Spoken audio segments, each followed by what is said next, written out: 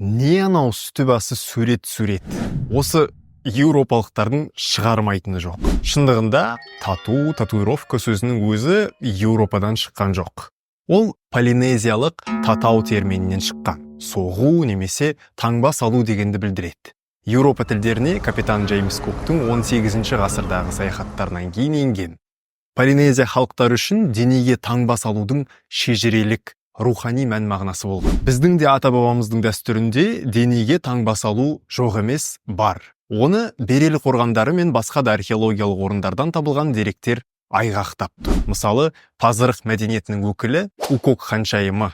Оның үстінен толған тату табылған, тура байкерлер сияқты. Сондықтан көрінген нәрсеге бізде ондай болмаған, тыйыңдар, өшіріңдер, кетіріңдер деп айғайға бас салмай, арасында болсын, тарихқа да үңілейік. Ал ең бастысы тату, тәтті өмір сүрейік. Қазақ тілінде өте сапалы дубляждалған Моана 2 мультфильміне барыңыздар.